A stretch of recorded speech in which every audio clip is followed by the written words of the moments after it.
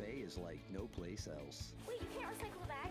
You have to throw it away. Proper recycling keeps it that way for everyone. Bags tangle in machinery and can bring sorting efforts to a halt. No bags.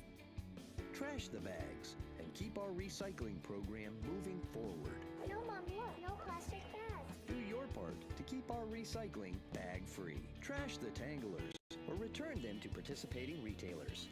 For more information, visit TampaBayRecycles.org.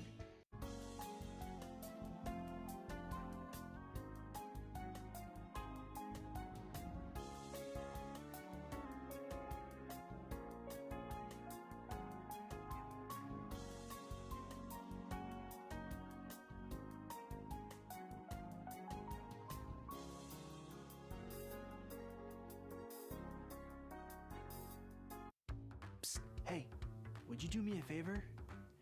Grab your phone or smart device and open up that camera.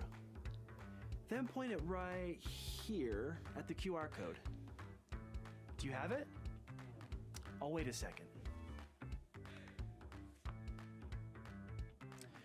When you see the link pop up on your screen, give it a tap. You ready? Boom! Welcome to the Hillsborough County official YouTube channel. We've got all sorts of videos here, all about what makes our community such an awesome place. From local events and community highlights to what's in the perfect Cuban sandwich. We've got it all. We're always adding new things, so while you're here, be sure to subscribe and hit that notification bell so you'll never miss a new video.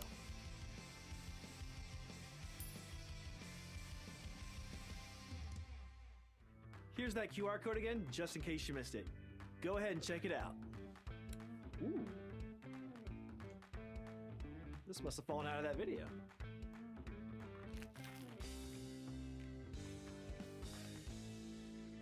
This really is the perfect Cuban sandwich.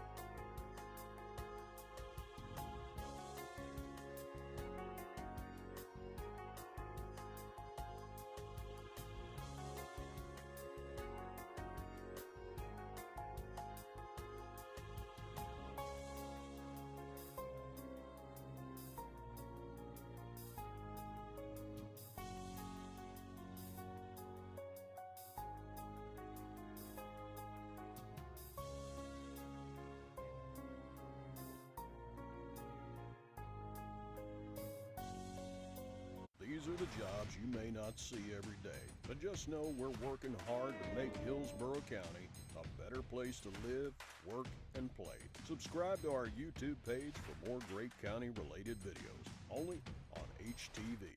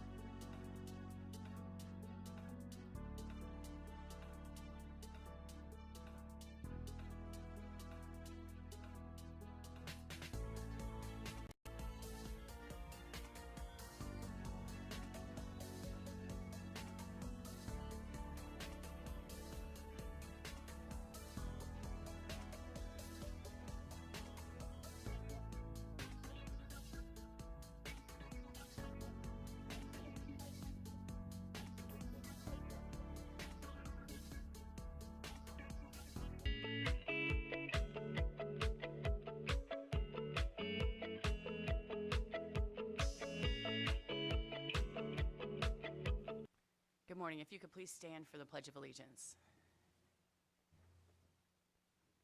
I pledge allegiance to the flag of the United States of America and to the republic for which it stands, one nation, under God, indivisible, with liberty and justice for all. Thank you. Please be seated. Good morning. I want to welcome you to the November 20th, 2023 Land Use Hearing Officer hearing. My name is Susan Finch, and I'll be presiding as the hearing officer over today's cases.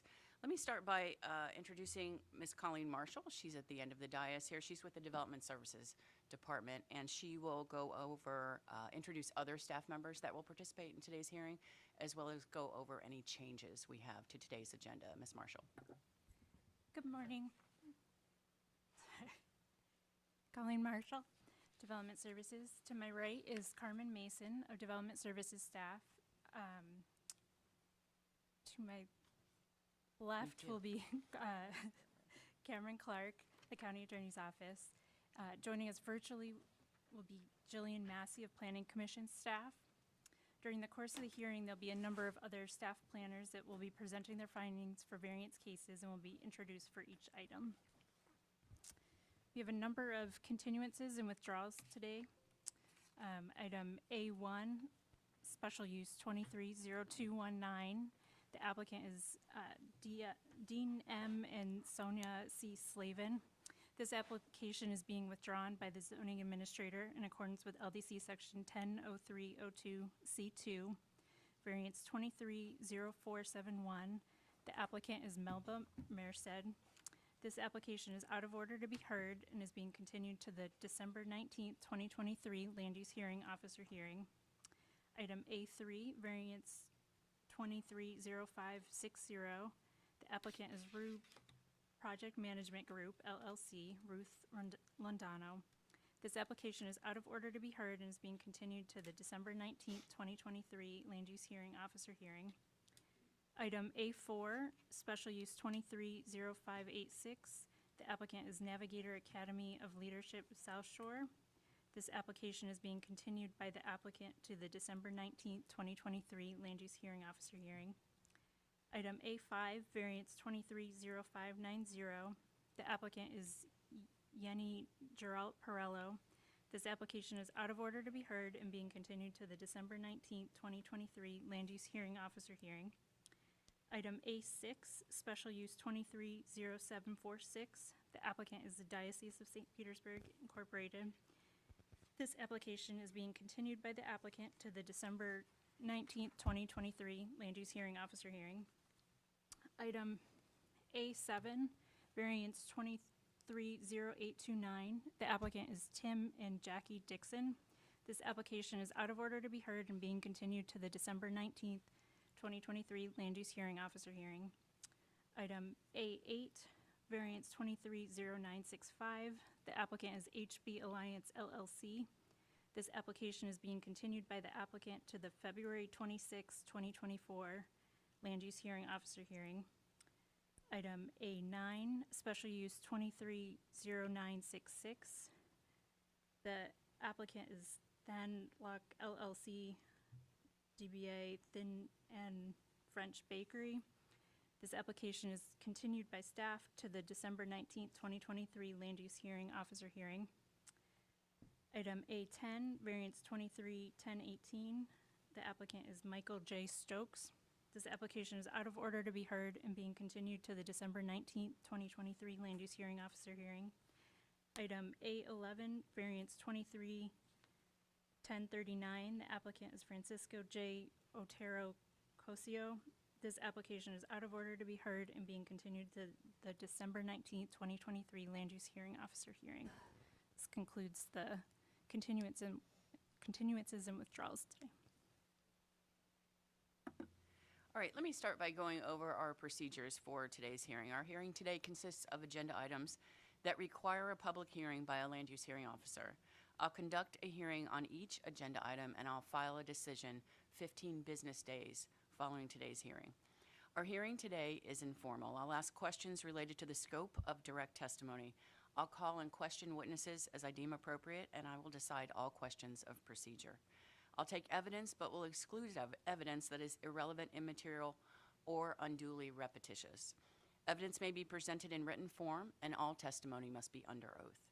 Hearsay evidence may be used to supplement or explain other evidence, but shall not be sufficient alone to support a finding by me unless it would be admissible over objections in a civil action. Our order of presentation for today's cases is as follows. We have two types of cases on today's agenda. We have variances, that starts the agenda, and then the end of the agenda is special uses. The order is the same except with who starts. So with variances, the staff goes first. They have 5 minutes to present their findings from their staff report. And then next up is the applicant. The applicant has 15 minutes to make their presentation.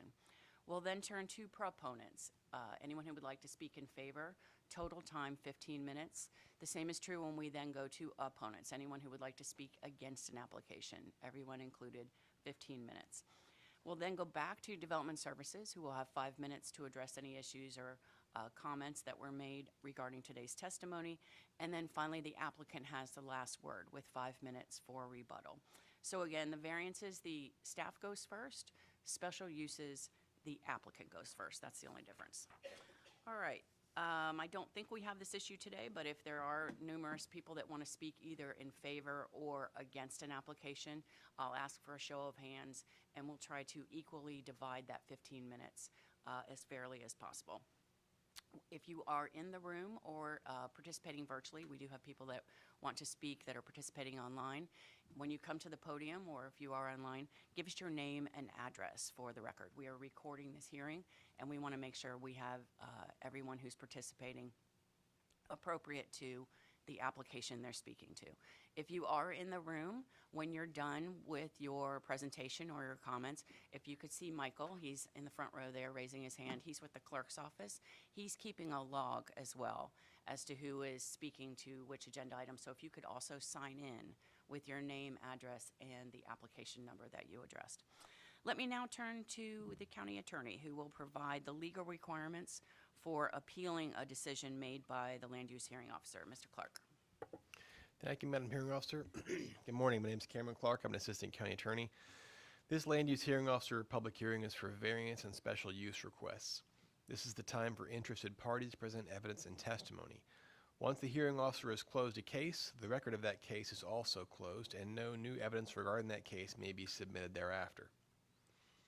Any decision by the hearing officer may be appealed to the Land Use Appeals Board. Should a decision of the hearing officer be appealed, the evidence and testimony presented at this public hearing shall be the only evidence that is subject to review by the Appeals Board. In reaching a final decision on petitions, the Appeals Board will only consider the decision of the hearing officer and the record that's made at this public hearing.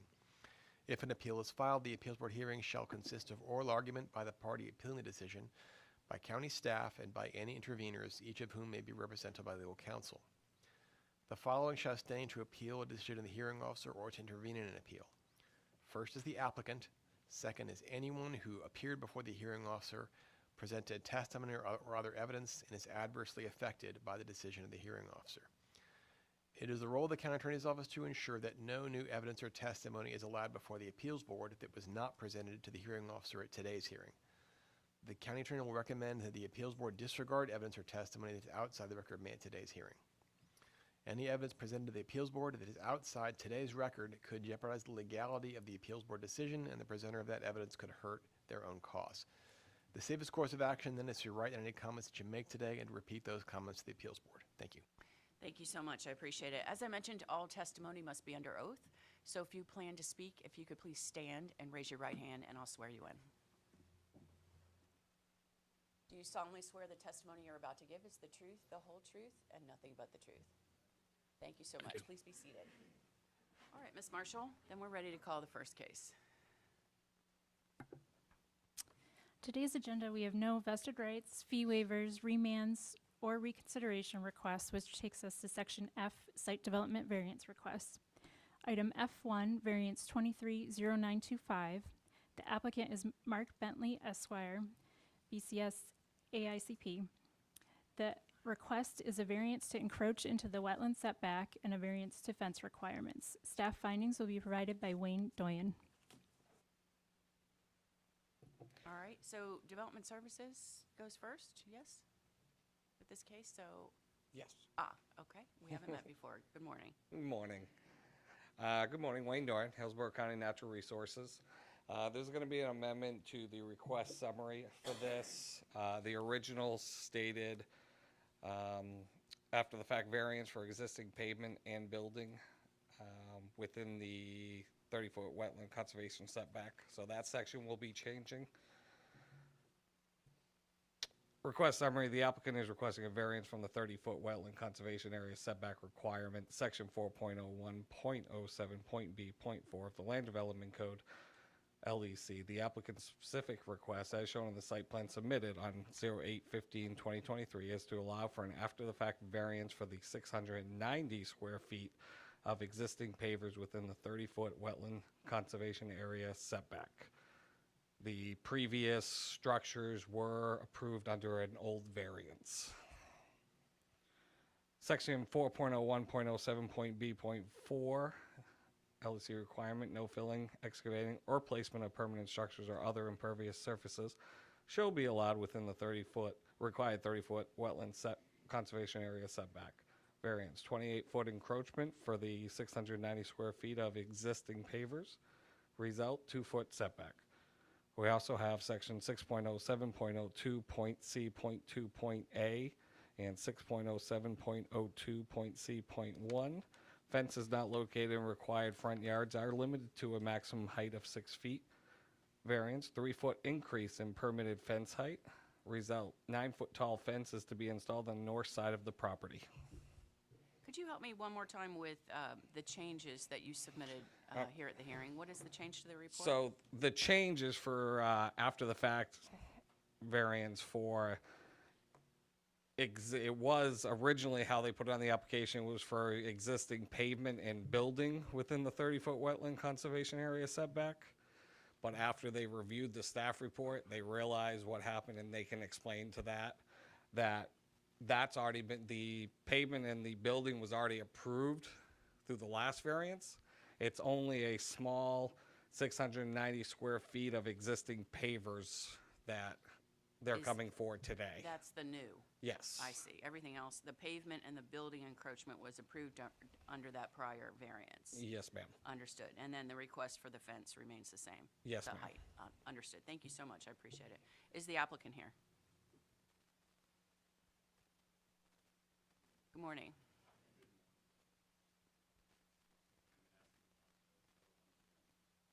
I should have turned on the mic. Ryan Manassi, 401 East Jackson Street with Johnson Pope. I'm here along with Mark Bentley, and I'll show you the presentation. How do we get it from beginning? By the way, for anyone that's here, that this is your first time here, we're not normally in this room, so we're a little thrown off. It's understandable, so go ahead. Great, thank you. Yes, just to clarify a couple items from staff, and I appreciate the presentation. We are requesting 2 variances here today. One for the fence height. The location of the fence has already been approved through a previous variance, and then again, that 690 square feet for the semi-pervious pavers. And I'll show you here on screen, and maybe it'll be a little easier once we get through some of this presentation. All right, thank you. So if you haven't been there or don't know the location, it's 5509 Lynn Road, and it's the site for the Hindu Temple of Florida. Now this is a photo of the subject site, and it's really more of a national icon for the religion in this area. It has multiple activities, members get to go there, there's tours, there's school groups, etc. So really a national recognized location for this. So here's the site plan submitted, and specifically you'll notice, I don't know if the cursor shows, yep. So this is the 690 square foot area, and I'll zoom in on this in another slide to show you more detail of this. That's where we're requesting the 2-foot setback from the wetland line. And then additionally, the fence height. And the fence is this red outline that goes along the northern portion. Now again, that location's already been approved through a previous variance. So again, we're just going for an additional height variance on this. Let me ask you at that point. So the prior variance, which I have is 220184, you're saying that because the staff person just said it was the pavement and the building that was already improved, and additionally would be the location of the fence.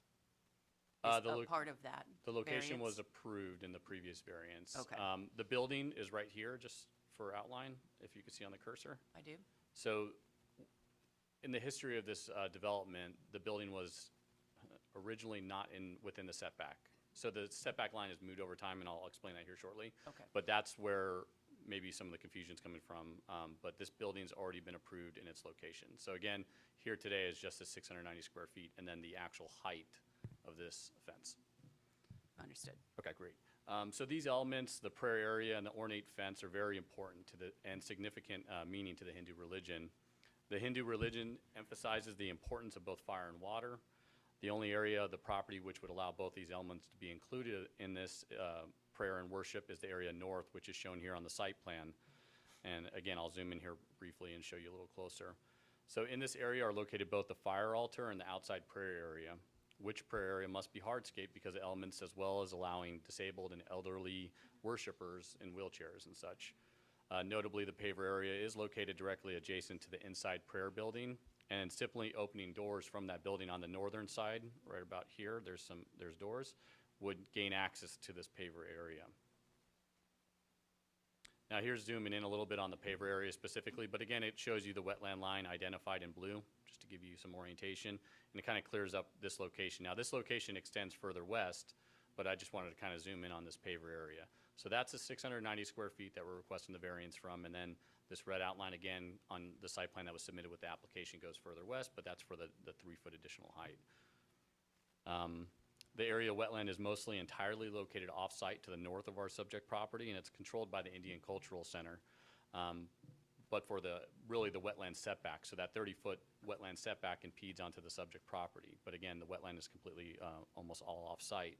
Additionally, it has moved significantly to the southwest or southward over time, resulting in the shifting the required wetland setback further into our Hindu temple property. It is important to note that the subject wetland has been significantly altered and is little quality and functions as a retention pond, really more or less. It does not share the environmental aesthetics typically associated with natural environments, which provide a functioning living environment. Now I'm just going to go over some aerials that I pulled, and this will just show you 2008. It shows you the pond and really the history of how you could see the wetland line, or possibly kind of seeing how it gets enlarged. So this is 2008, 2012 and 2013. Now you'll notice too in this aerial you can start seeing the construction of this new prayer building, which was part of the previous variance request, this tip here on the northern part. So north is going to the right, south is going to the left. And you can see how construction equipment, and there's probably scaffolding and all types of stuff along the perimeter of this building. So then we go forward to 2013, 2014. Now the pond does appear to be larger, and this is indicative of what we've seen in the previous surveys and the previous special use site plans as this pond increases in size.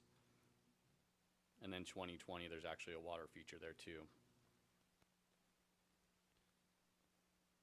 Now this shows the disturbed and altered pond, which is really of degraded and low quality, and we're hoping through these variances it kind of uplifts this area and really brings it into character with the existing Hindu temple. Also to note, you can kind of see the slope in this photo from left to right, or right to left, I'm sorry. So the existing chain link fence is on the subject site, and then it has a pretty drastic slope that goes into this pond. And overall, there's a slope difference from the existing Hindu temple, and I'll show you in a later slide, to this pond area. This is the site development plan, which was approved in 2011. I've tried to highlight a few key characteristics here. The green being the outline of the Hindu temple new prayer building, and then the red line is that 30-foot wetland setback.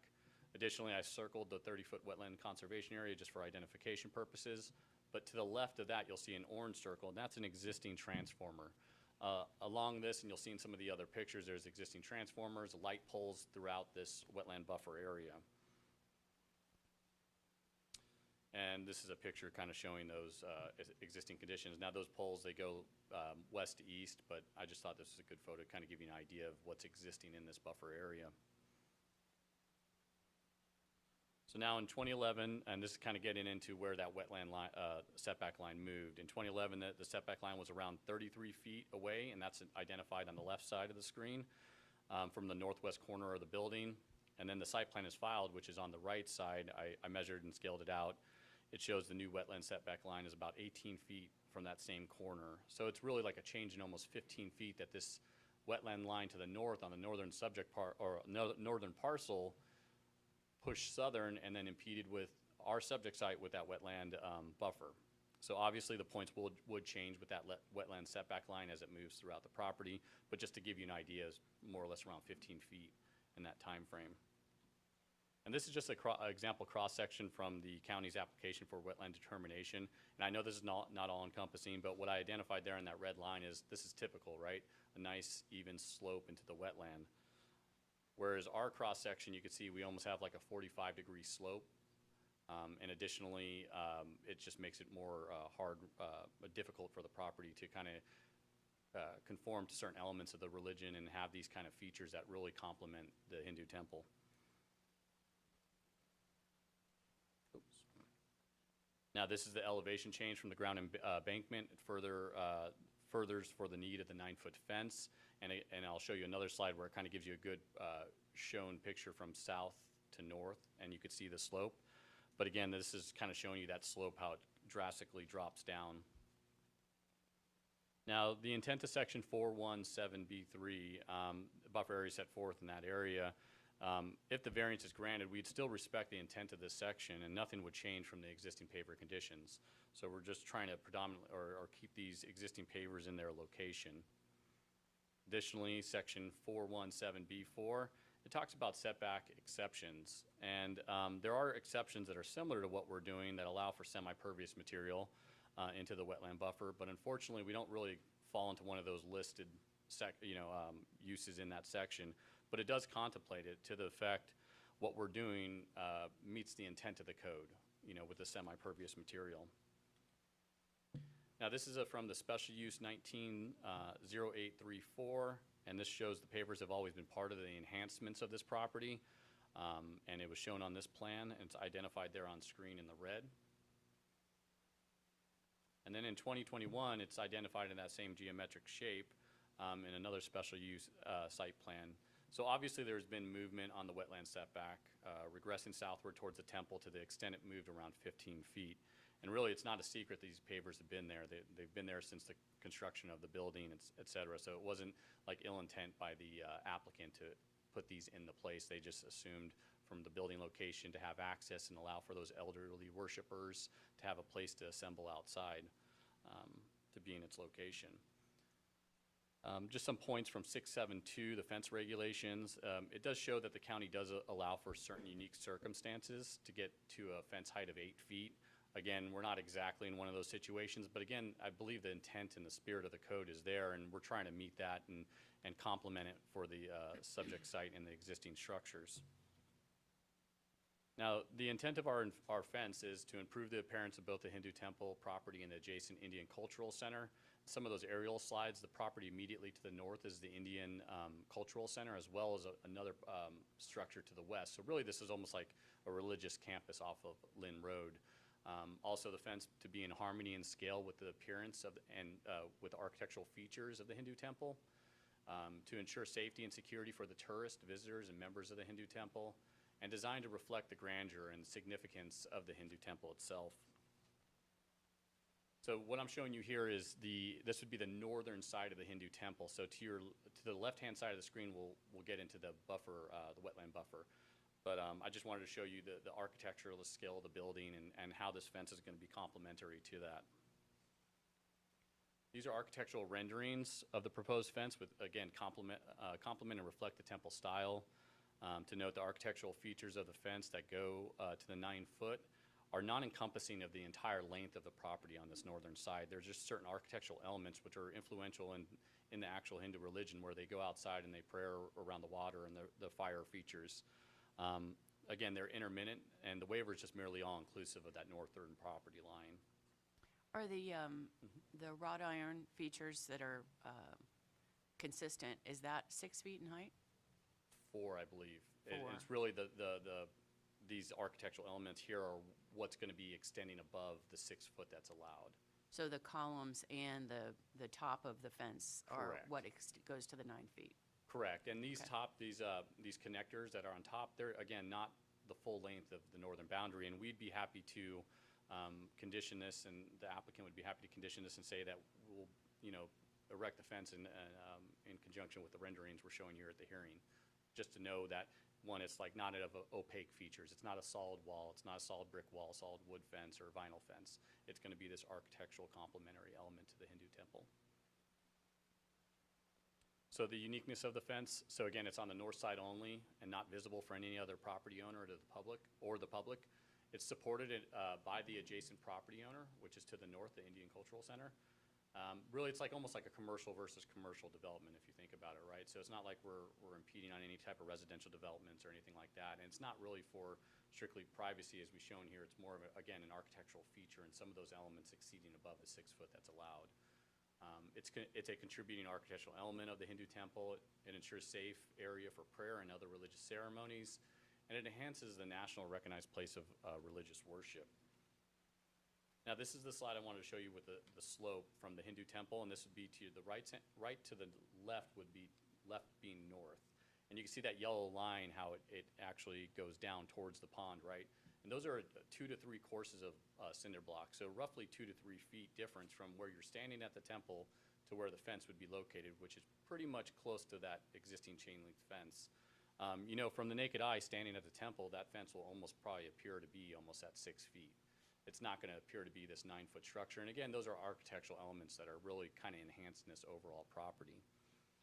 And again, to ensure it's not an opaque fence, the client would agree to the condition that it substantially resemble the renderings that we're showing here.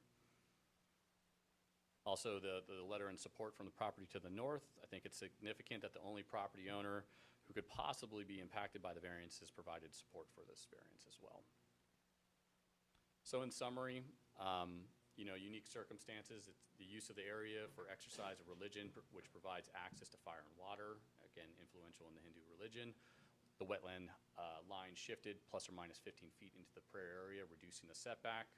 The code contemplates limited exceptions for some semi-pervious materials. We think that's relevant. The Hindu temple scale and massing will be in proportion to the fence. The appearance of the fence height reduced due to the slope from the temple to the pond. And the paved area identified on the previous approved plans shows that it was never a secret or ill-intended to be this area. It's always been kind of in the plan.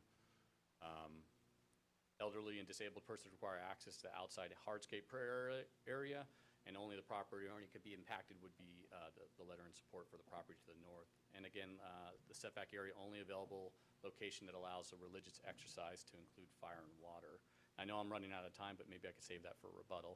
And I do have some documents to submit to the clerk. It's the presentation as well as some other info Mark Bentley will be talking about. Okay, I have a couple of questions, but you're welcome to submit whatever you'd like into the record. All right, I understand thank you very much. I understand the issue about the existing pavers in the setback area and your argument of the wetland shifting south. I understand that. So I wanted to focus my questions on the fence height, particularly. I assume this is a custom fence, correct? It will be, yes. All right, and so then that leads to the obvious question as to why it can't be constructed at a lower height. For instance, I know, and before you answer that, let me ask staff one question. Ms. Marshall, does the code contemplate any fence height above 8 feet? Is there any instance in the land development code that contemplates something over 8 feet? No, the columns, depending on the width of the columns, could potentially go 1 foot above the fence height, which would, in certain instances, could potentially be 9 feet. If in certain zoning districts that would allow you 8 feet, 1 foot above for the columns could be 9. So a portion of the overall. But a fence height, not the columns, the fence height, nothing above 8 feet in the current land Correct. development code. Okay, so given that, could you, it could obviously be designed at 8 feet, that fence, given it's a custom fence, correct? It could, but just something to elaborate on would be, again, I know we have to stay within the code because it's a fence and it's a fence regulation of the fence height, but really, again, I want to drive home is that this is more of an architectural feature for the Hindu temple. It's, you know, if it was just a standard fence, I completely understand what you're saying, but there's also elements incorporated into this design that, you know, complement the Hindu religion and the Hindu temple itself. So really, that's where we're kind of out. It's almost like this weird cross between like a structure or a fence, et cetera, but that's kind of like why we're here with that. And so, given it's a variance hearing, could you elaborate on your argument of hardship? Why it's a hardship that you need that fence height increased? I'd refer to our project narrative where we justify the variance criteria for each one of the hardship listed for the variances requested here today. But I think a good hardship to point out, just while I'm up here at the dais, is again that slope of the existing land going north. I mean, it's 2 to 3 feet different from standing at the temple to where the fence would be located. So again, it's more of an appearance factor. If you're standing at the temple and you have just a 6-foot fence, it's probably going to look more like a 4-foot fence. So it doesn't really give the grandeur of this temple. This is, and again, it's not really affecting anybody, and the northern property is in support of this as well. I have read your variance responses in preparation of this hearing, and it seemed that the hardship focused on the aesthetic nature of it. And if your argument is a slope, then an 8-foot fence would look like a 6-foot fence from that perspective. Correct. Yes, both of those are a part of our argument. One, the architectural features, and some of the ones I've identified in the renderings, but as well as, I just like to talk about the slope as well, because I think that is a fact to play in it between 2 and 3 feet. So it's not just 2 feet. So, but I see what you're saying as well. All right, I think that's the end of my questions. Thank you so much. If you could please sign in with the clerk's office. All right, at this point, Mr. Bentley, did you want to add anything before we move on? Ms. Finch, If you could come and give us your name and address. Mark Bentley, 401 East Jackson Street, Tampa, 33602. I was going to use the rebuttal time, if that's okay. It's fine with me, absolutely. thank you. Yep, sure. If you could please sign in as well. All right, at this point we'll call for anyone who would like to speak in support. Anyone in favor of this application? Seeing no one, hearing no one online. Anyone in opposition to the request? No one. County staff, anything else, Ms. Marshall? Nothing further. All right, then, Mr. Bentley, it's applicant rebuttal time. Okay. I just wanted to touch on the significance of the RLUIPA, Religious Land Use Institutionalized Persons Act, and the Florida version, which is the Florida Religious Freedom Act of 1998. And Ryan has some documents here, and I'm not going to get too deep into this. I just need to get it on the record. So what I have here is I have a DOJ memo on RLUIPA. I've got a copy of the Florida statute, and 3 articles on the importance of water in Hinduism, importance of fire in Hinduism, another one on water. The client is seeking these variances to exercise certain prayers and rituals to include 2 of the elements, 4 elements, fire and water. The only place, as Ryan mentioned, on the property where both elements can be worshipped simultaneously, included in prayer rituals, is the north side of the temple, adjacent to the conservation area. The location of the pond was a significant factor in the temple when they considered purchasing the property. The building, its location, orientation, design were based on the location of the pond. The temple never contemplated that a semi-pervious small area would be prohibited, or that an ornamental fence internal to the property would be limited to 6 feet. In my personal observation, as the LDC never contemplated a situation unique like this, where you're dealing with an ornamental, decorative, religious feature and trying to pigeonhole or just treat it as a fence. Fire and water, those articles speak for themselves. The law is, both in RLUIPA and its companion act, the Florida Act, they prohibit regulations that impose substantial burden on the religious exercise, which is a paramount First Amendment constitutional right, as you're aware of.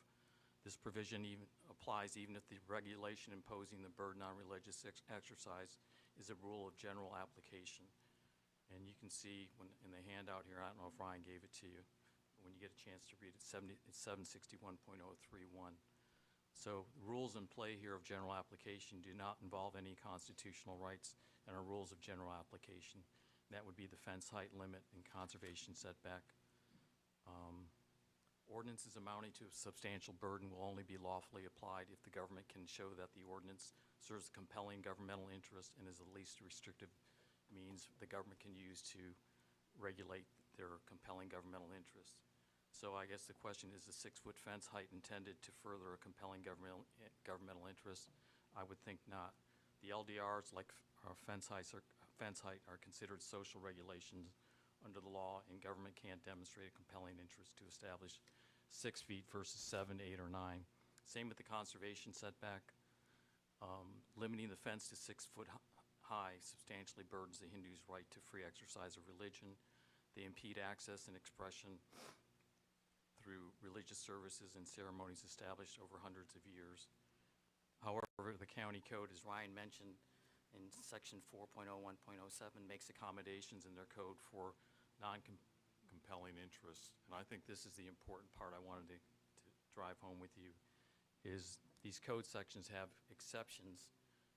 For example, the conservation setback allows golf cart, swimming pools, trails, semi-pervious concrete, all non-essential and having no First Amendment protections. The county makes accommodation for sports and recreation, but does not allow religious activity. I believe that's extremely problematic. Freedom of religious exercise is a right of paramount importance, far more important than facilitating golf, swimming, and recreation trails. So the question is, why shouldn't the Hindu temple's First Amendment right not be considered on the same level as golf and swimming? Considering the fence regulations, again, note the county allows up to 8 feet, as you were talking to Ryan about, under 6.07, and I surmise that's for security. You know, it's for security under the code if on a collector or where commercial adjoins residential. As Ryan mentioned, this is kind of tantamount to, between the two properties, is commercial on commercial, even though technically they're, I guess, both considered residential support use. So there's no First Amendment right or compelling government interest in additional security. And so are there any compelling governmental reasons for fence regulations and exceptions? I don't think so. Conservation, setback, and exceptions, no. Therefore, it appears that the county regulations, which are rules of general applicability as described in FS 761.031, are a substantial burden on the exercise of religion by the temple. Thanks. Let me ask you a follow-up question. Sure. So we've established that the placement of the fence has already been approved. That's correct. So are you then saying that the religious act that you're citing, that it pertains to the height and somehow prohibits the limitation of the height, somehow prohibits their ability to pray as they would Yeah, like? I guess getting back to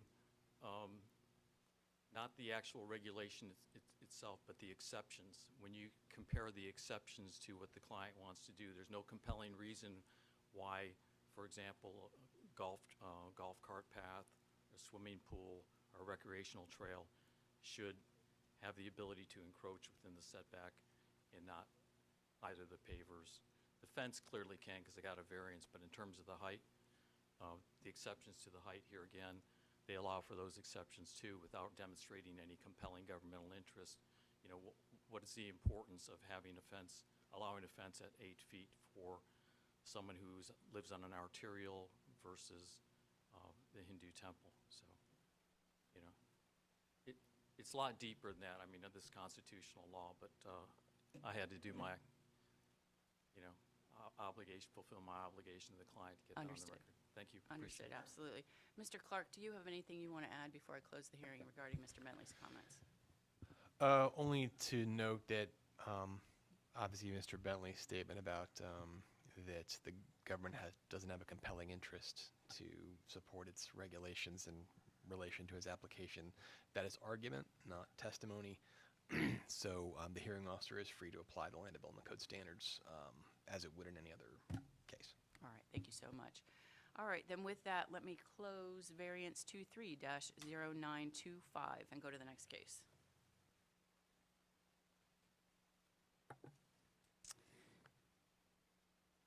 This takes us to section G, sign variance request. Item G1, variance 23-1058. The applicant is Pet Paradise, Apollo Beach, LLC. The request is a variance to sign requirements. Staff findings will be provided by Sam Ball. Good morning. Good morning, Sam Ball of Development Services. The applicant is requesting a sign variance to accommodate the construction of a new monument sign. According to LDC section 730C1C, for monument signs shall be set back a minimum of 4 feet in height, which would be for a 4-foot tall sign, from the right-of-way line, but shall be permitted an increase in height of 1 foot for each foot of additional setback provided from the right-of-way line up to a maximum of 15 feet when adjacent to local roads. The applicant requests an 8-foot decrease to the minimum 20-foot setback from the 30th Street Northeast right-of-way, which if approved would result in a 9-foot tall monument sign with a 12-foot setback from 30th Street Northeast right-of-way. Thank you.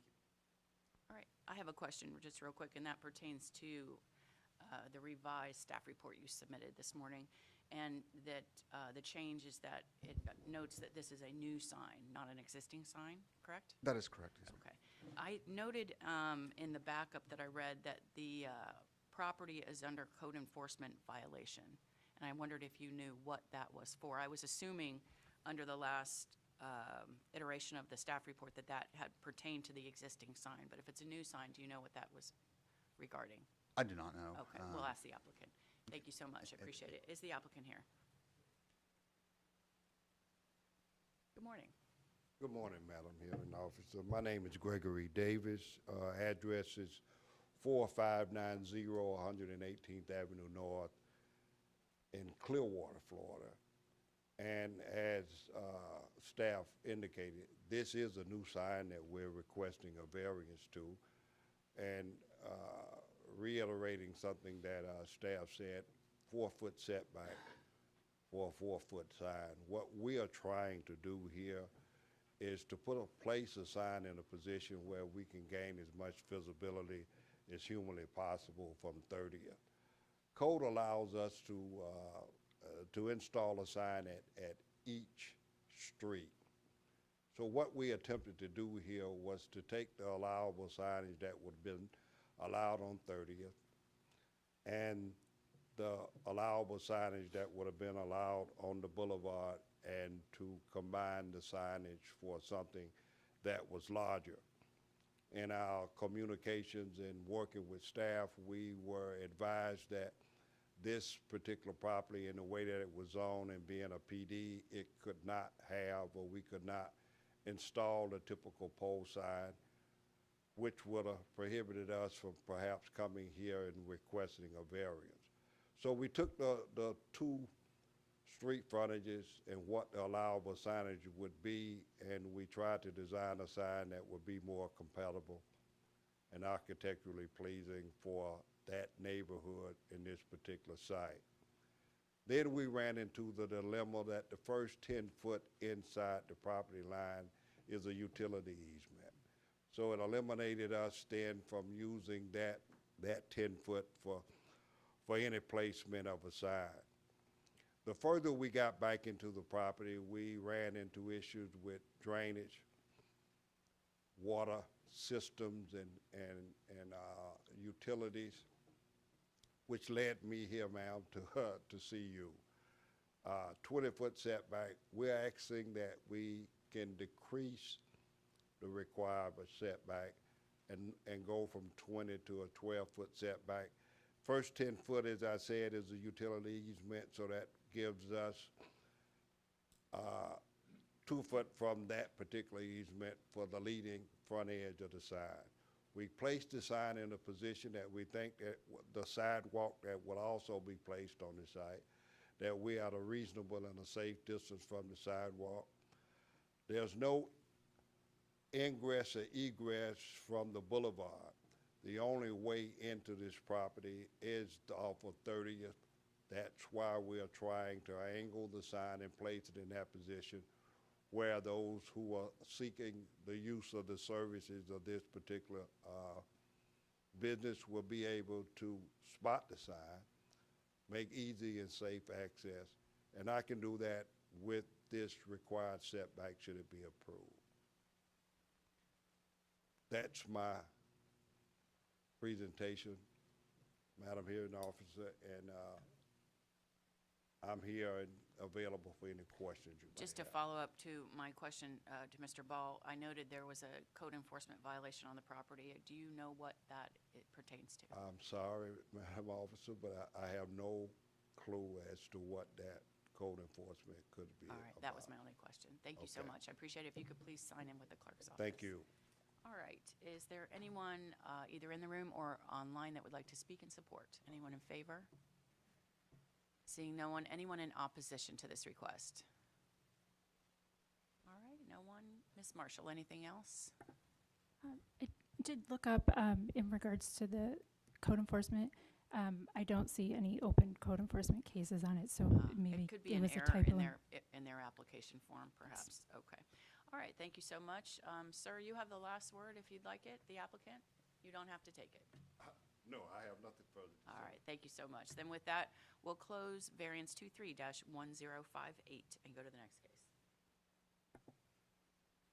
This brings us to section H, variance requests. Item H1, variance 230908. The applicant is Deborah Madvig. The request is a variance to accessory dwelling requirements. Staff findings will be provided by Chris Granlenard. Good morning. Good morning. Chris Granlenard, Development Services. Here to present variance 23-908. The applicant is requesting multiple variances to accommodate an existing accessory dwelling on property zoned planned development. The requested variances are to LDC section 611.02.e and also to the planned development. The LDC requirement they're asking for a variance for is the accessory dwelling shall meet principal dwelling setbacks of 15 feet for required rear yard. They're asking for a variance of 10.6 feet, which would result in a 4.4 foot rear yard setback for the accessory dwelling along the southern property line. The second variance they're requesting is a variance to LDC section 611.02.a. Minimum lot area of 7,000 square feet is required to allow an accessory dwelling. They're asking a variance of 3,400 square feet reduction to minimum lot area to accommodate their accessory dwelling of 3,600 square feet. Findings, during staff review, it was discovered that the principal building's side yard setbacks, which require 0 feet on one side and 10 feet on the other side, would require a variance to allow a 7.6 foot setback to the existing home. The applicant advised staff that they did not want to add that variance to this application. That concludes my staff report. I'll be glad to answer any questions. Just a quick question. We can ask the applicant when they come up, but their narrative states that this is attached to the house. So I just wonder, it's called, in the staff report, it refers to it as an accessory. Yes, it's an attached accessory dwelling. Okay, so it is, and that is the reason for it to meet principal building setbacks. It's attached to the Yes, because house. it's attached. Okay, understood.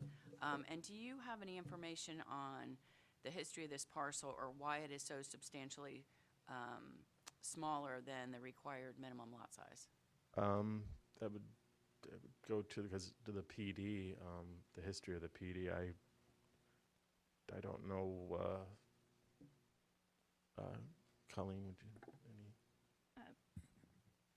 Don't think we have any particular history. The PD is a very old PD. It was from 1975. I did see that.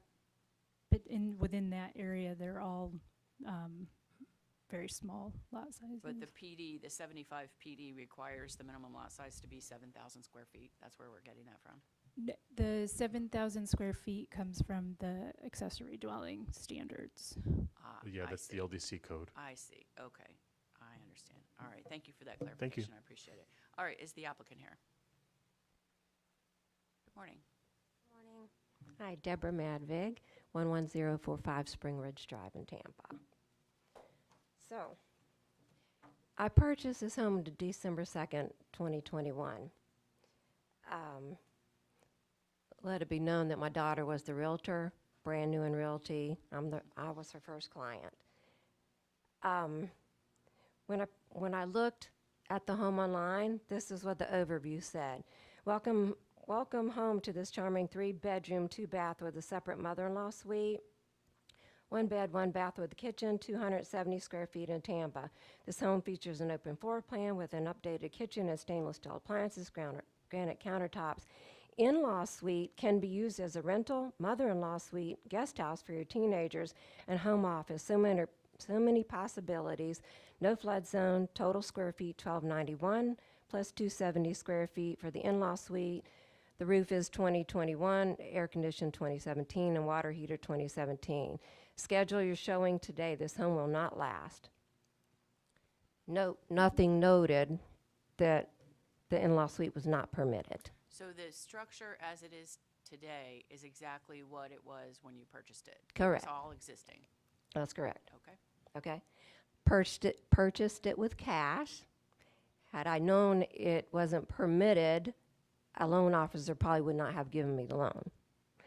I did find out 2 days before closing that it wasn't permitted. Newly getting divorced, I'm on my own, not knowing what this would mean. My daughter showed me the paperwork saying it's not permitted, but neither of us knew that that was going to cause any issues in the future. I said, well, the water, the electricity, everything's working fine. The building has been here for a long time. From what we can tell, somewhere between 2006 and 2016 is when it was added. And so I purchased the home, and we're here today. How was this drawn to code enforcement's attention? I have no earthly idea. Okay. When I called Mr. Finley, I believe his name is, he's the one that sent me the notice saying, you know, you needed to get it permitted.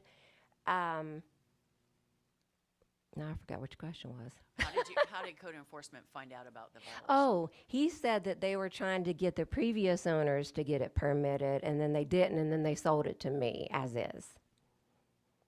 Well, lesson for your daughter, right? Yeah. As the realtor. Okay. Yeah, and for me. Understood. All right. That's the only question I had. Does Okay. that complete your presentation? Well, I just want to say that it doesn't protrude into either neighbor's yard. We do have 0 lot lines. And so there's nothing behind the house. There's a pond kind of to the right, and it kind of goes in a circle. So it's just an open field. Nothing's going to be built there, so it's not going to affect anyone else. The neighbor to the right of me has an addition. It's not a mother-in-law suite, but it is an addition that is about maybe 2 feet shorter than my mother-in-law suite. And then the guy on the left, I think he has an addition that has a door just like mine does, that goes back about as far as mine. So there's a lot of neighbors that have the same additions as I do. So I don't know that the building being there is going to affect anyone. I've talked to several neighbors that have gotten the letter that I sent to them, and they're like, this is just crazy. The house has been there for a long time, so why do you have to go through all this? Well, it is what it is now. So I think it's costed me $5,000 so far, and I really haven't gotten anything accomplished except being here today. To tear this down would be detrimental. So, I mean, it's still going to cost me a lot of money to get the final permit to keep it there. That's all I know to tell you. All right. Thank you so much. I Thank appreciate you. your explanation. If you could please sign in with the clerk's office behind you. Thank you so much. All right. Is there anyone in the room or online that would like to speak in support? Anyone in favor? Seeing no one, anyone in opposition to this request? No one. Ms. Marshall, anything else? Nothing further. All right. Ma'am, I assume you don't have anything else to say? No. You have a last word if you'd like it. No, I don't. All right. Please give me the permit I need All right, desperately. thank you so much. I appreciate it. All right, with that, we'll close variance 23-0908 and go to the next case.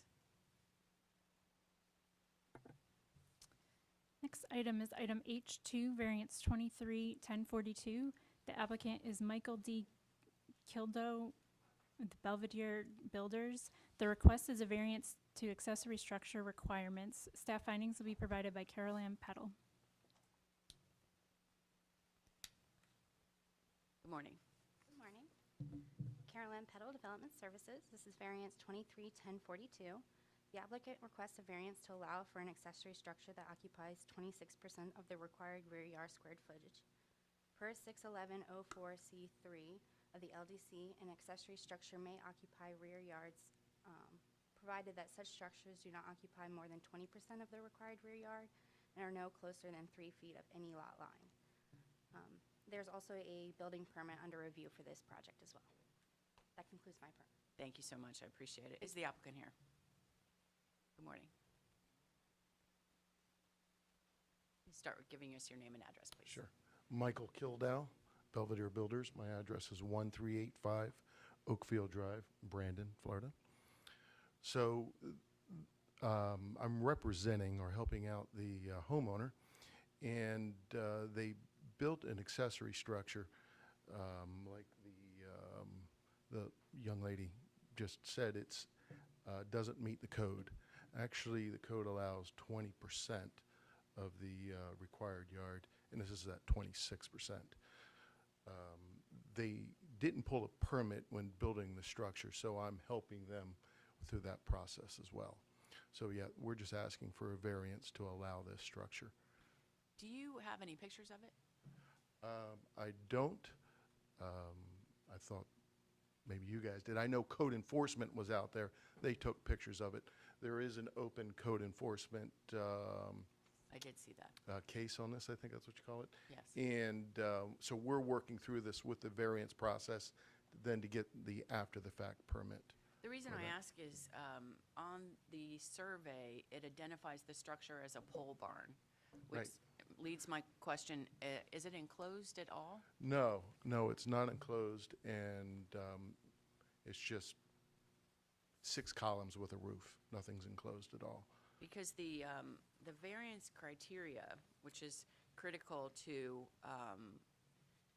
this hearing and the request, talks about that they need the pole barn, which shows it at 734 square feet. It's almost half, a little less than half of the size of the house.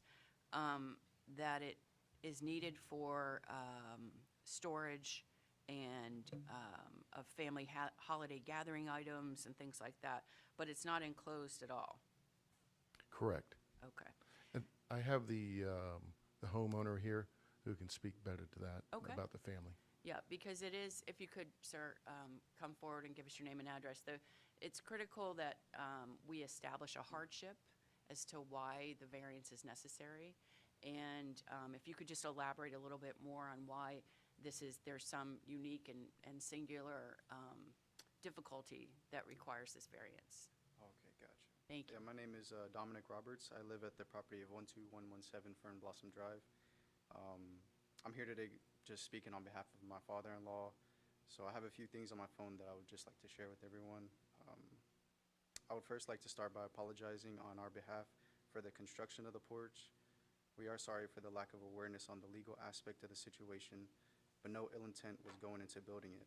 My father-in-law is willing to pay for any additional fees that are required from the county apart from what he has already paid. He will also have no issue completing any requests that are needed in order for the porch to be in compliance. We can assure that the structure of the porch was built correctly and that we have not experienced any water retention on the property on days that it has rained, as that was a concern brought to our attention. The structure was built for the intent of allowing our elderly family members to be able to go outside on extremely hot days without experiencing any health issues. It is also used temporarily to store tools that are used in jobs Mario does weekly. And lastly, I would like to state that Mario has dedicated 2 days out of the week to go to the English class at our local elementary school. He's decided to do this in order to have a better understanding in these situations, to be able to ask for the required permits that are needed when building on property. And today we're just humbly asking the county if you guys would allow us to keep the porch along with the additional 6% that was built over compliance, as the structure was built with a lot of sacrifice and no intent to break any laws. Thank you for that. So it's your father-in-law's property? I see. You don't live there? No. Okay, understood. I appreciate that. Thank you so much. If you could please sign in with the clerk's office. Sir, I have another question. From a construction standpoint, this is 6% over what's allowed, the percentage allowed in the rear yard. Correct. From a construction standpoint, what would it take to reduce the size of it? Could Probably demolition of the entire structure. 2 columns can't be taken out to make it smaller? Well, the way it's framed and structurally put together, it would be tough to do that. Okay, thank you so much. Because it would be not only the structure, but the concrete and what have you. So, to reduce that would be tough. So it's either, demolish it all or allow the variance. All right, thank you again. I appreciate it. If you could please sign in as well with the clerk's office. All right, is there anyone in the room or online that would like to speak in support? Anyone in favor? Seeing no one, anyone in opposition to this request? Okay, Ms. Marshall, anything else? Nothing further. Sir, you have the last word if you'd like it. You don't have to take it. Okay, thank you very much. Then with that, we'll close variance 23-1042 and go to the next case.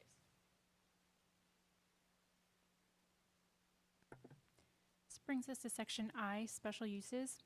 The next item is I-1, special use 230481. The applicant is David Wright, TSP Companies Incorporated. The request is a special use for a school. Staff findings will be provided by Sam Ball after presentation by the applicant.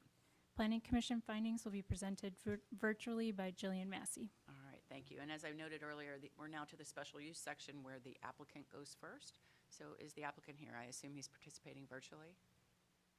Good morning, Madam Hearing Officer. My name is David Wright, President of TSP Companies. The address is P.O. Box 273417, Tampa, Florida 33688.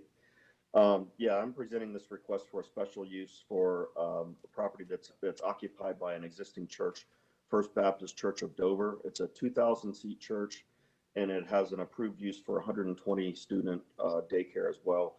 We're requesting an additional use of a 260 student K through 12 school. I think that the staff reports and the record gives a good representation of what we're requesting. We do include a design exception for improvements to Gallagher. This is based on existing improvements that are being constructed by another developer, and also the existing right-of-way that would permit the improvements that we're proposing, which would be F curb and a sidewalk. That is the extent of my presentation. I am available to answer any questions, so thank you. Mr. Wright, I do have a question. In reading the backup to this, the narrative that you submitted shows that the project will be built in 3 phases, and that those phases pertain to number of children in the various grades as the school gets larger. And why I ask is the transportation comments talk about requiring road and access improvements in phase 3 that will really be done all as a part of phase 1. And really what I'm getting to are the conditions that are associated with the special use don't seem to memorialize that in terms of documenting when those improvements will be done. If you could help me with that, I'd appreciate it. Right. I had the discussions with James Ratliff about this last week, and you're correct. Basically, we're conditioning that all of the improvements to Gallagher would be required in phase 3, would be required up front. My understanding of that is that's triggered by a turn lane requirement, left turn lane.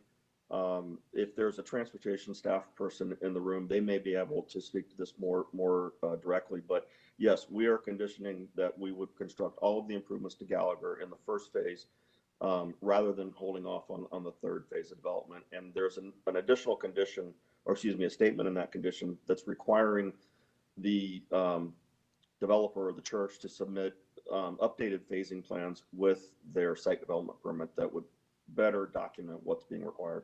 Yes, I did see that. That's condition 5, I believe, that with each increment, then there's a new evaluation from county staff. I just wanted to make sure that we were memorializing that those improvements will be done in phase 1 rather than phase 3. If Mr. Ratliff or Mr. Steady, I don't know if any of them are available for this hearing. Yes, good morning. This is Richard Perez, with the Transportation Review Section. I believe your question is in regards to the timing of the site access improvements. Yes. In Mr. Ratliff's analysis that are included as his comments in the staff report, point out that the condition of approval includes concurrent with the next increment of development, the developer shall undertake the following site access improvements, and then it lists closure of an existing driveway and 3 turn lane improvements.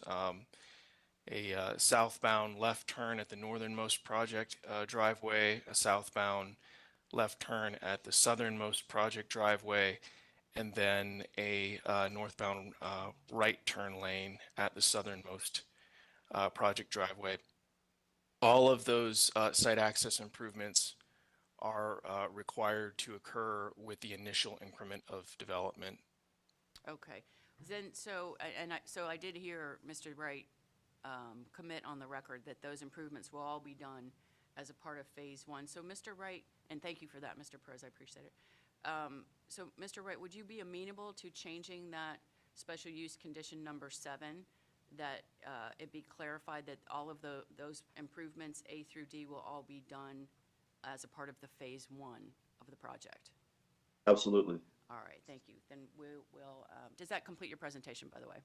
Yes, ma'am. Okay, thank you so much. Then we'll go to county staff, development services.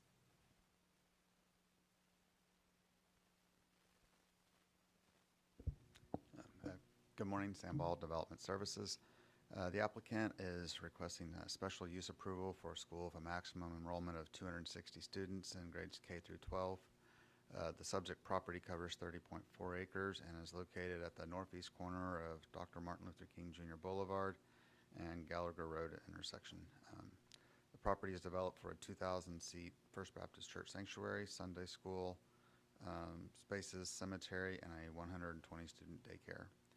The subject property's ASC1 zoning designation allows for private and charter schools as a special use in accordance with Land Development Code, Section 61188.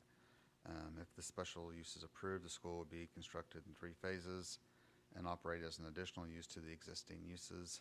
The applicant is not requesting waivers or variances to the Land Development Code. That completes my presentation.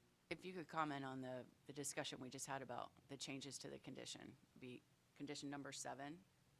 Do you understand my point? I do. Yes, ma'am.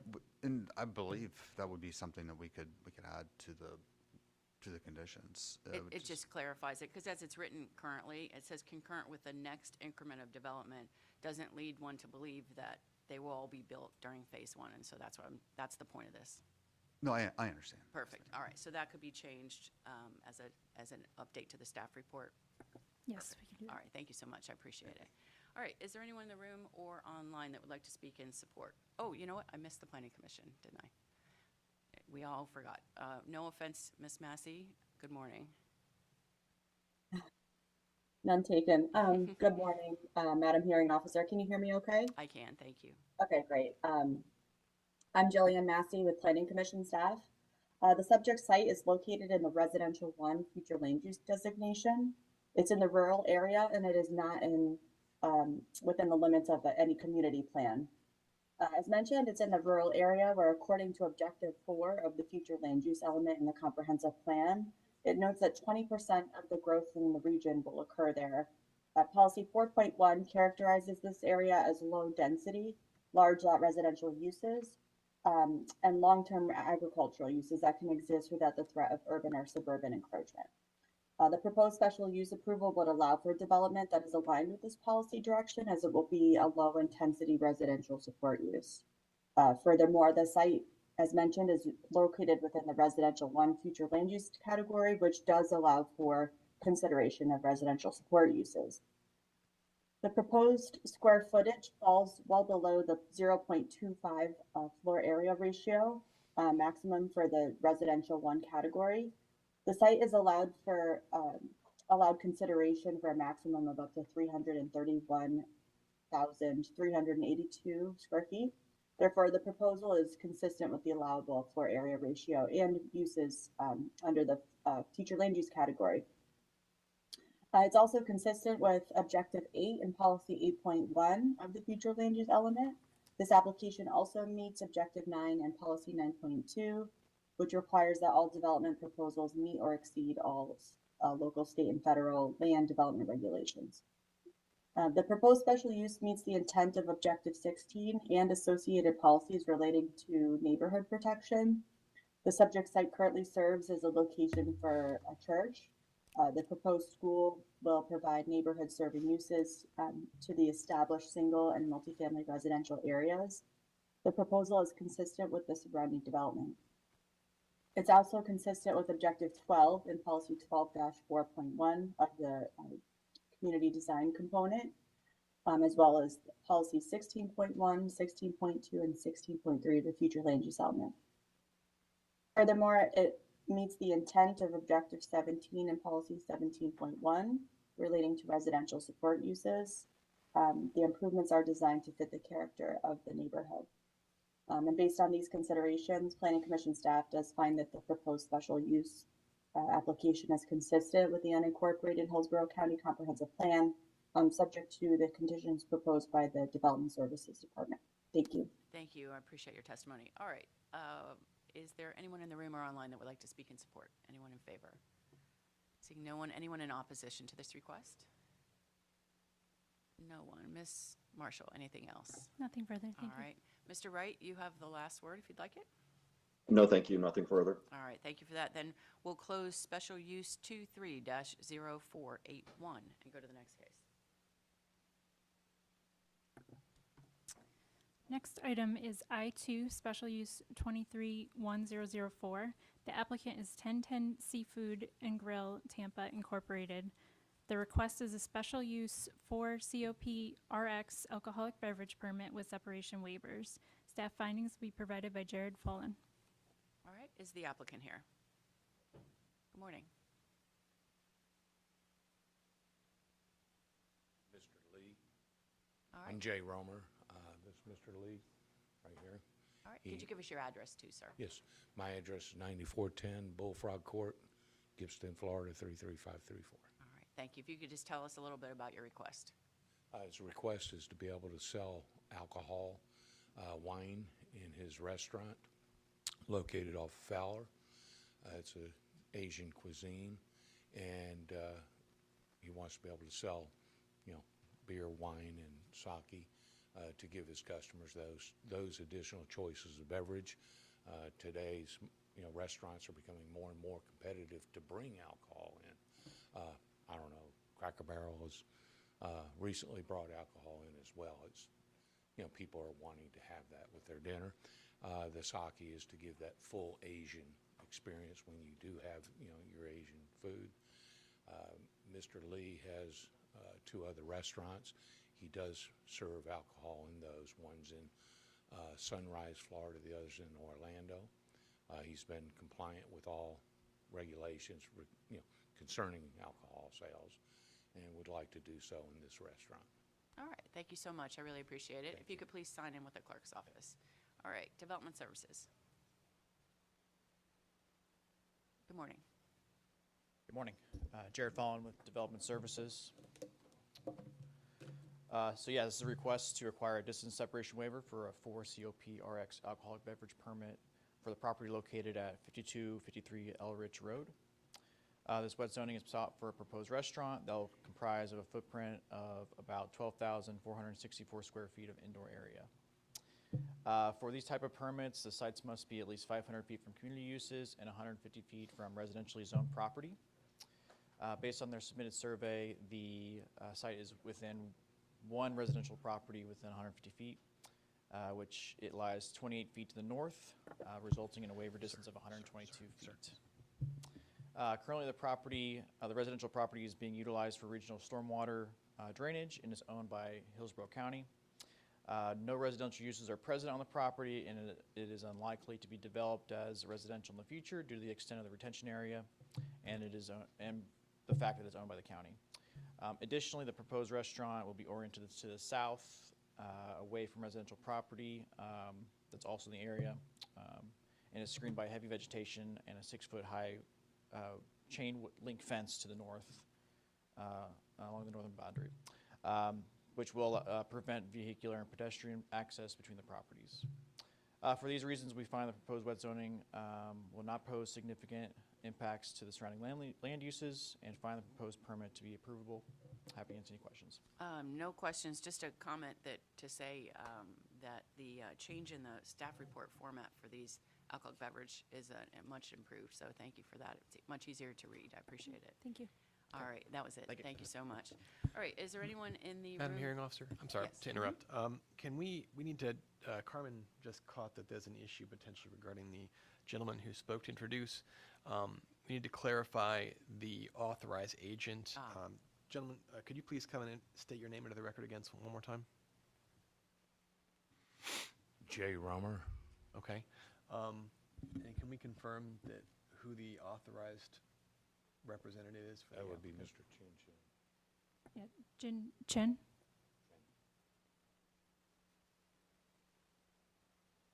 Mr. Chin's not here today. Okay, so the authorized representative is not here. Is the property owner here? No. Okay, we have potential issue then. So we have a property owner has authorized someone to represent them at the hearing, but that person is not here. Oftentimes, if that happens, if the owner themselves is here, the owner can state their name into the record and verbally state that they authorized representation. But absent that, we need to verify essentially that the person speaking has been authorized by the property owner to represent them and to present the application. So neither the owner nor the authorized representative are here today? Correct. Okay. Just the restaurant owner. That's Would it be possible for you to contact either the property owner or the noted authorized agent and have them grant authorization? Do you show on record the authorized agent as Chin Chin? Yes. You do, okay. Do you Can need to you, call Chen? she can I can call my. contact Mr. Yeah, Chin. And right now? do we do that through HTV? Could we, I mean, is it possible, there's a Teams link for this meeting. Right. If we could send the link and you could forward the link, I think the important part is going to be that either the owner or the authorized representative will have to join via Teams so that we can hear them and actually see them on screen. They'd have to identify, basically they'd be sworn and have to identify themselves and then If you have the time, I can have her. We do. We have Yeah, several cases after this. So what we'll do is we'll put this case on hold while you do that. Okay. And then we'll come back to you and see if you can get hold of them. Where do we get the link information? I'll send it to his email right now for you. Yes. All right, so we'll hold special use 23-1004 pending notification of either the property owner or the applicant to grant authorization. So we'll come back to that at a later part of the hearing. So Ms. Marshall, let's call the next case. Next item is item I3, special use 23-1011. The applicant is Foodie's Restaurant, Kelly's Carafellas. The request is a special use for COP RX alcoholic beverage permit with separation waivers. Staff findings will be provided by Chris Granleonard. All right, is the applicant here? Morning.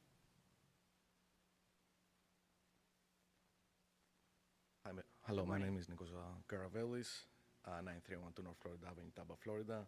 We're requesting 4CO PRX alcohol use of license to sell alcohol in our establishment. It's a family restaurant, so we do already have a 2 COP license. We just would like to have alcohol as well, sir. So the previous building that had the 2 COP, that was torn down, is that correct? Yes. Okay, and so this is a new building with the 4 COP? Yes. RX, okay. Yeah. And the church that's in the distance, have you talked to them? Have you heard from them? About the variance? We'll have talked, but they're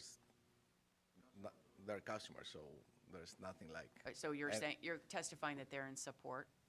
Yes. Okay, thank you. That was the question. All right, thank you so much. If you could please sign in with the clerk's office. Development Services. Good morning again. Chris Gralenar, Development Services. Here to present special use alcoholic beverage 23-1011. Pursuant to Land Development Section 61111, the request is for a distance separation waiver for a 4-COP RX alcoholic beverage development permit for the sale and consumption of beer, wine, and liquor on the permitted premises only in connection with the restaurant.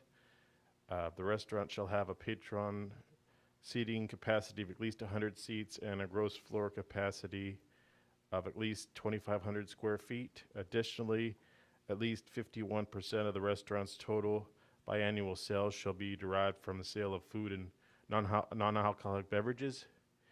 The wet zoning is sought by Foodies, located at 7512 West Hillsborough Avenue in Tampa. The property is zoned commercial general, which allows the host use and consideration of the proposed wet zoning.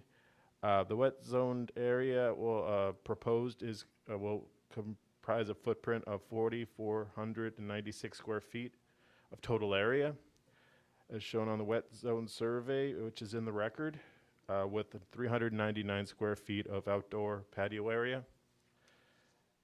The requested separation waivers, the applicant requests a 327-foot waiver to the required 500-foot separation from a community use property to allow separation of 173 feet. The applicant's justification for the waiver includes the following. The proposed alcoholic beverage permit does not have a significant negative impact since there is a fence wall between the property and the church's property. In order to access the church from the restaurant, it has to be done through a 4-lane road. Staff findings, the proposed wet zone area is located on the northern portion of the site away from the church property. A previous alcoholic beverage approval, 84-1136 for a 2-cop license was approved with a distance separation from the wet zone area to the church building of 99 feet and a separation from the wet zone area to the property line of the church 41 feet. The building has been demolished and a new building was built in 2001, located further from the church and closer to Hillsborough Avenue. Access to the restaurant is directly from Hillsborough Avenue on the north side of the property. The normal road of travel between the proposed wet zone area and the church is over 1,000 feet for vehicular traffic and 700 feet for pedestrian traffic. There's also a 6-foot tall chain link fence and wall, as well as a hedge and numerous trees screening the restaurant from the church to the south and preventing any vehicular traffic. The proposed wet zoning is located along a principal arterial roadway, Hillsborough Avenue, with approximately 121 feet of right-of-way width. Numerous commercial developments already exist along Hillsborough Avenue, which include convenience stores, numerous wet zone establishments already. For those reasons discussed, staff finds the proposed wet zoning with a proposed condition of approval does not pose significant impacts on surrounding land uses, and the necessity for the specified distance requirement is negated. Recommendation is staff finds the proposed 4-cop RX alcoholic beverage permit to be approvable. Approval was based upon the wet zone survey in the record for a footprint of 4,496 square feet, and this shown on the survey in the record. And that concludes my staff report. Glad to answer any questions you might have. No questions, but thank you. I appreciate Thank you. it. Is there anyone in the room or online that would like to speak in support? Anyone in favor? Seeing no one. Anyone in opposition to this request? All right, no one? Ms. Marshall, anything else? Nothing further. Sir, you have the last word if you'd like it. Okay, thank you so much. Then with that, we'll close special use 23-1011 and go to the next case. Next item is item I4, special use 23-1044. The applicant is Shades of Wine LLC, attention Janice Behrens. The request is a special use 2 APS alcoholic beverage permit with separation waivers. Staff findings will be provided by Tanya Chapella. Thank you. Is the applicant here? Good morning. Good morning, Madam Hearing Officer. My name is Caitlin Doherty. Address is 200 North Pierce Street, Suite A, Tampa, Florida, 33602. I am the representative for the applicant, Shades of Wine, Janice Behrens, who is also here with me today. So we are looking for the 2AP retail wine store. We're trying to open a 2 APS retail wine store. It will occupy initially 100 square feet in approximately 3,000 square foot building that's already in existence. It will not be open to the general public. The purpose is for my client to write, written content, blogs, articles regarding wine, and then do online sales for those specific wines that she is featuring. So at this time, we are asking for a variance for 4 properties within the 500 feet. one of them of which is the Ruskin United Methodist Church. They do operate approximately 85 feet east of the applicant site. However, they operate more as a thrift store than as a traditional church. And again, as our request is for a business not open to the general public, we feel that that waiver is appropriate and can be requested as there's no impact on that business. The second is going to be the New Vision Chapel, which is located approximately 231 feet south of the applicant's location. From our research indicates this is not, again, a traditional church. It might actually operate as a wedding venue or events venue, which would then also allow for potential alcoholic use at that time. And again, it is not visible from our client's location, and from our understanding, there are no sidewalks that leads directly from the church to our location. And again, of course, we're not open to the general public, so we don't feel like this would have an impact on such location. The third is going to be the Ruskin Common Goods Park. It is located approximately 433 feet to the south of our applicant's site. It is separated by various buildings, roadways, and again, it's not easily accessible. But again, our business would not be open to the general public. We're talking invite-only events, more as a storage facility for sending out the wines that would be purchased online. And then the last one is the residential home located within 250 feet of the location. It is actually separated by an enclosed fence, the fence of which encloses the entire structure where my client would be housed within her 100 square feet. So again, there's very minimal effect on that property as well. And again, we're focusing on the fact that this is not a traditional sale of wine. It's not a store. It's not a bar. It's not even a wine bar. It is simply a place where she can house her packages that would be sold online and have an occasional event in that location.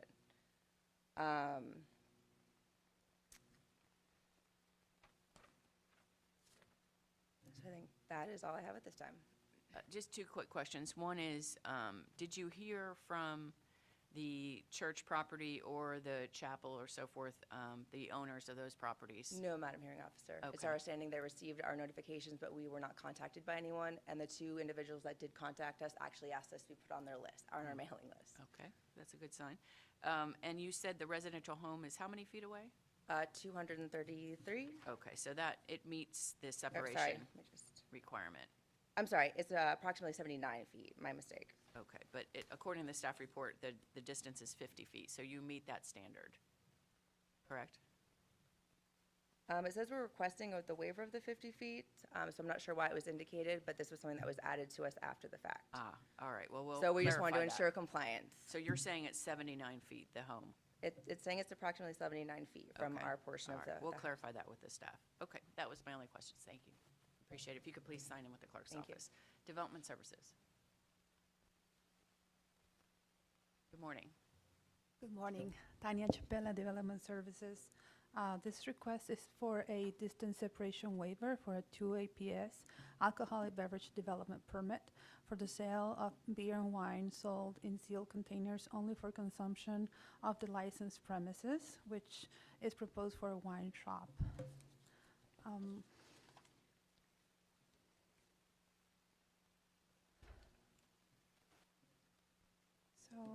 It's my understanding that for this request, we are not considering any residential properties.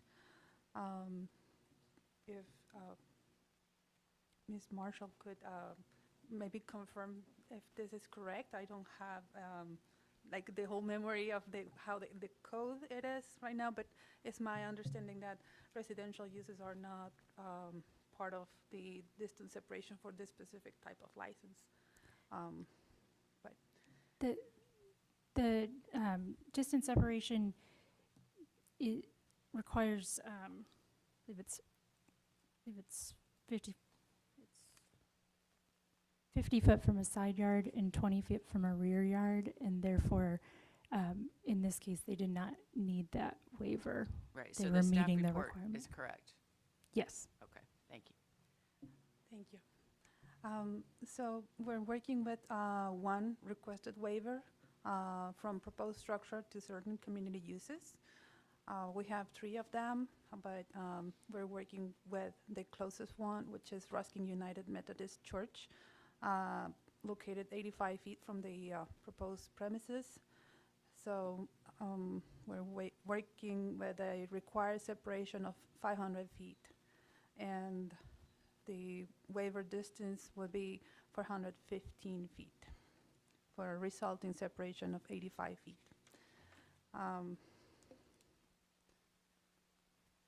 However, we're working with those 3 community uses, and I'll present my findings so we can explain what the special or unique circumstances were that applies for this case, so they don't have any significant impacts on the surrounding land uses. So the first one, as I said, is the Ruskin United Methodist Church, which comprises 5 folios, and the closest property line to the church property located approximately 85 feet from the proposed wet zone area. The closest portion of the church property contains a thrift store run by the church. The church building itself is located approximately 400 feet northeast of the proposed wet zone area. 2nd Street Northwest separates the proposed wet zone area from the church property. For the second community use we have is a New Vision Chapel located approximately 231 feet from the proposed wet zone area. The chapel is located to the south of the proposed wet zone area across West Shell Point Road, which is a major collector roadway. Finally, the Ruskin Commonwood Park is located approximately 433 feet from the proposed wet zone area. The park is located at the southeast corner of 1st Avenue Northwest and 2nd Street Northwest, south of West Shell Point Road. The right-of-way for West Shell Point Road is approximately 60 feet in width and designated as a major collector roadway. The right-of-way provides a buffer and separation between the proposed wet zone area and the New Vision Chapel, as well as Ruskin Commonwood Park. So staff finds the proposed wet zoning does not pose significant impacts on surrounding land uses, and the necessity for the specified distance requirements is negated, and we find this request is approvable. Thank you so much. I appreciate it. Is there anyone in the room or online that would like to speak in support? Anyone in favor? Seeing no one, anyone in opposition to this request? No one. All right. Ms. Marshall, anything else? Nothing further. All right, ma'am, you have the last word if you'd like it.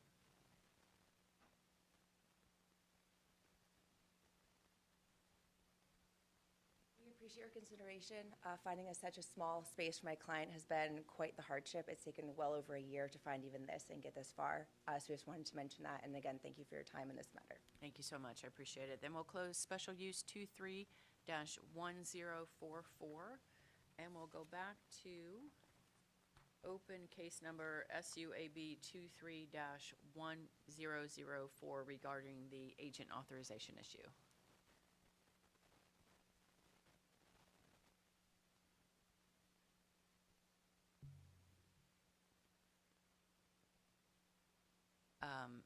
You need to come forward to the microphone and let us know if you were successful. Could you give us your name and address, please, first?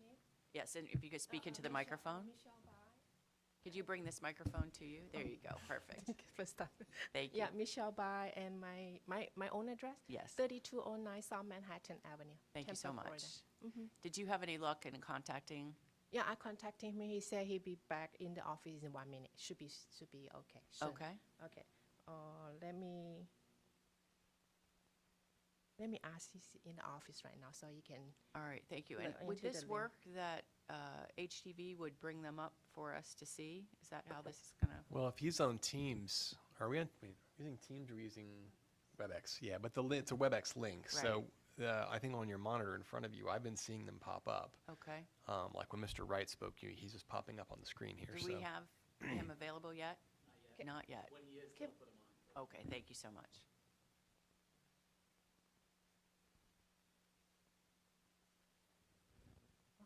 He's in the office now. All right. Tell him no pressure. Okay.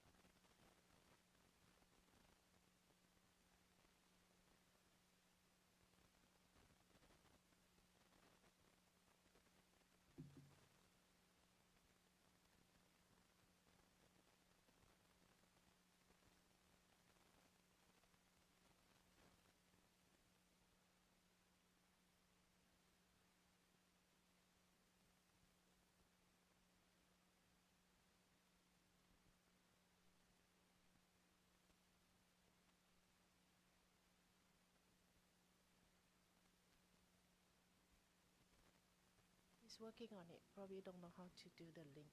Give me a couple more minutes. All right. I think in the interest of time, I can give you until 11:45, another 5 minutes, but we can't hold everybody all morning, of Understand. course. Yes, thank you. And Madam Hearing Officer, I would just advise that in case that this ultimate doesn't work, it would just be, I'd recommend a continuance Yes. to the next hearing date. Understood.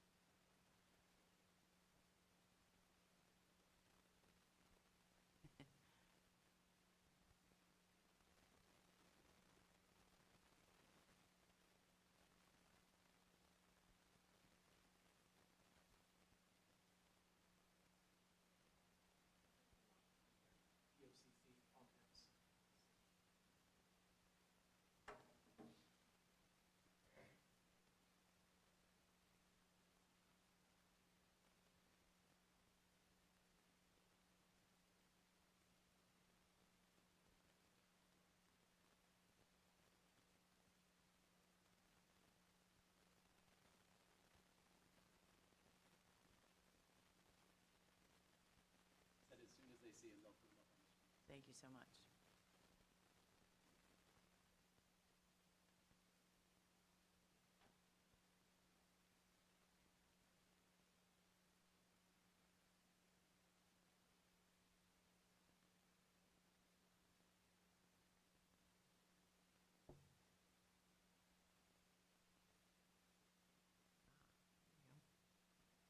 Good morning.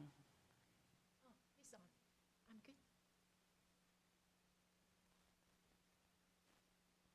Sir, can you hear me? Sir, it appears that you're still muted. Are you able to hear us now? Yes. I have a, the representative has, his name is Jay, and Michelle is there. And because today I have an urgent, something to handle, so I cannot be there in person. Okay, so I can authorize, the Jay or Michelle there to answer the question there. All right, sir, first, can I get your name and address, please? My name is Jin Chen, Jin, last name Chen, Chen. Okay, I'm a, tax accountant of this company. All right, thank you. And then finally, thank you for that and logging on. I need to swear you in for the record. If you could please raise your right hand.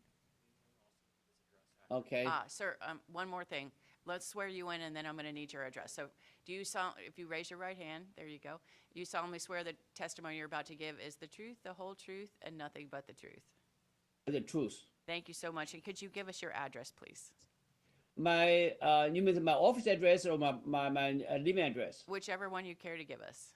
Okay, my office address is 9270 Bay Plaza Boulevard, Suite 604, Tampa, Florida 33619. All right, thank you so much. Anything else we need? Is that Just covered? if he could, as long as he could state into the record that he's designated this gentleman, because sir, you're the one who spoke on the application. As long as he states into the record that he is setting to you to be the representative of his application, that should be fine.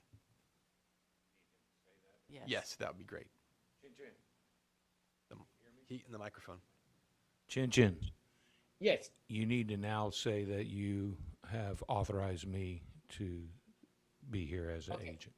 Okay, and I authorize I here to authorize Jay to be there to authorize to represent me as an agent. Good. All right. Thank you, sir. That's all we needed. Thank I really appreciate it. Thank you for logging in. All right. Then if there are nothing further, we'll close application special use 23-1004 and adjourn the hearing. Thank you all for your time.